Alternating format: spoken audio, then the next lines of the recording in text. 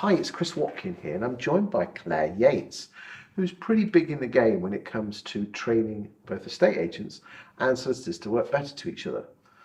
The question I want to ask you, Clare, is you recently did some training with solicitors and estate agents in the same room. Yeah. How did that go? Talk to me.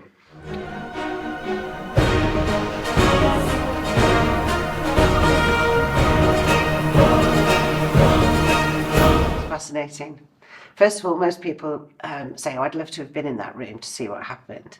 The core of it was communication, and they had exercises to do in teams. And the only way they could communicate was very short meetings, lasting no more than a minute, with only one person talking on either side. They could also write short messages, almost tweet length, of something like 32, whatever it was, characters. And the other one is that they then had to go and relay that information back to their teams. So very much like a conveyancing transaction. One team had to prepare a big flag with all of the colours and the shapes in, and the other one was actually collecting items for a joint project. It didn't go as smoothly as everybody thought it would. And the reality was at the end that actually everybody said that they felt the whole industry, the residential property industry, should go on something like this, to really learn that what you think is clear communication is only clear if the other person understands what you're saying.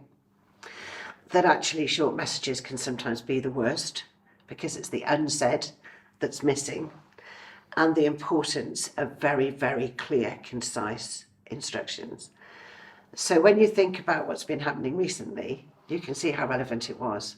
It was a huge amount of fun, because we also had conveyancers and estate agents working as a team with one goal. So give me some takeaways that they're going to put into action, which we could probably help the boys and girls in the estate agency hand out today. Okay, so be careful with your use of email, because people read with a tone of voice, and if they're in a good mood, they'll read it as a happy email, and if they're in a bad mood, it could appear rude. So be very careful how you write an email, and don't assume people are reading it the way that you're writing it. The second one is your instructions must be absolutely crystal clear. And sometimes it's worth writing it, walk away and look at it before you send it, because sometimes people are going to follow up on those instructions. And thirdly, check understanding. Don't assume that what you've sent across has been understood, but actually to go back and check and say, the email I sent you yesterday, did that all make sense? And what are we going to do about it? Because if you don't do that, then you could still end up sending somebody on a complete wild goose chase or a massive misunderstanding.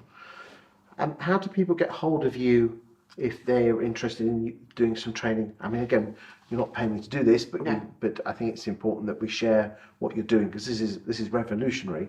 How do people get hold of you? So thank you for mentioning that, Chris. I've got a really short website. It's cytraining.works. That's it. So if you go onto my website, all my contact information is there. Claire's also on LinkedIn. That's Claire without an I. That's right. Okay, and you can check her out there. She knows her onions. Thank you for your time today. Thank you.